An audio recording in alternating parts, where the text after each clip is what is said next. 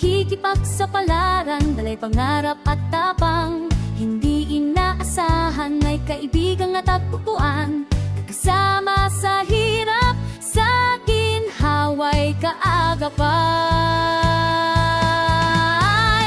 Sama-sama sa Pasko, kaibigan at pamilya, ang tunay na regalo sa balat.